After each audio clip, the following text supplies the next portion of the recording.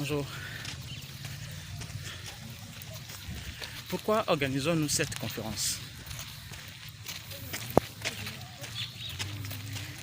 Bien, avant 2021, nous avions plus consacré nos activités à de grands projets.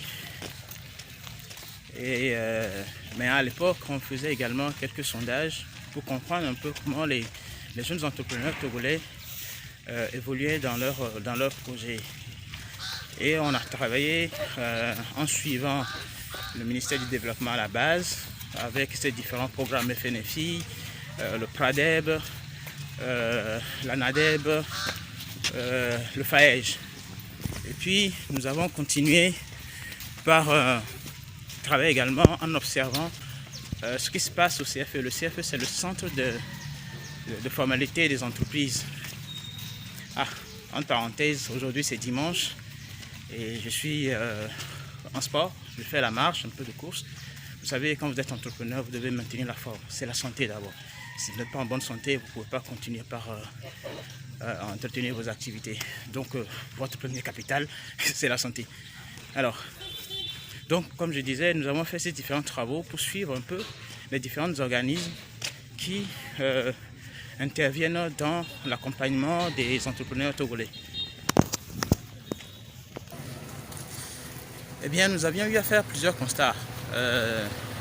Quelques rares travaux avec des anciens camarades d'école qui nous avaient contactés pour les suivre un peu sur leur projet. Nous avions fait certains constats. Le constat, c'est que les jeunes entrepreneurs togolais qui sont accompagnés par les différentes institutions de l'État, à savoir le FAEJ, qui, après formation, octroie un fonds jusqu'à 2 500 000 francs aux jeunes. Le PRADEB également qui peut octroyer jusqu'à 10 millions pour des regroupements de jeunes et comme ça. Nous nous sommes rendus compte qu'ils ont beaucoup souffert et beaucoup d'entre eux ont fait des faillites. Ont fait faillite avec leur projet. Alors, en 2021, nous avons décidé de rentrer dans le jeu pour essayer d'accompagner un peu plus les gens suite à des conclusions qu'on a eu à faire par rapport à nos différents sondages.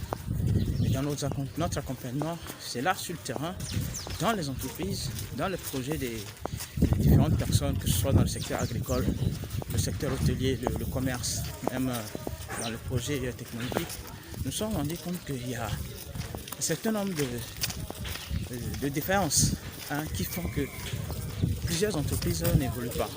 Et attention, il faut bien remarquer que ces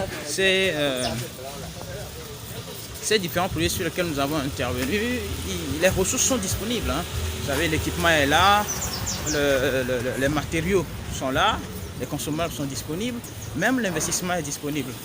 Et pour certains, c'est des investisseurs qui sont à l'étranger, qui mettent l'argent dedans, mais qui ne sont pas là sur place eux-mêmes. Pour d'autres, les investisseurs sont sur place, sauf qu'ils ne sont pas dans le projet. C'est-à-dire qu'ils vont sur les projets à compte-gouttes, de façon à compte-gouttes. Il y a plusieurs choses qu'on a remarquées. Il y a un exemple, c'est l'absence des procédures, par exemple. Mais il y a d'autres éléments.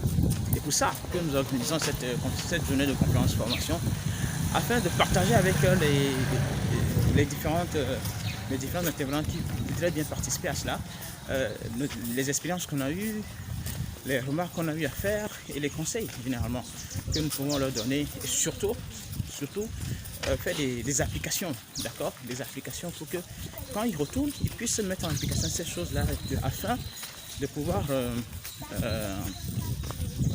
impacter leur projet. Donc c'est pour ça que nous organisons cette journée de formation.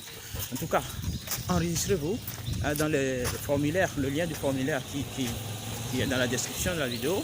Enregistrez-vous, préparez-vous, organisez-vous, être là le 23 de ce mois, le 23 septembre là, qui arrive. Donc ça va se passer ici à Lomé. Soyez là, et parce que ça va être du lourd, vraiment du lourd. 5 heures de partage et vous allez être bluffé. Croyez-moi, vous allez être bluffé. Allez, on reste en contact.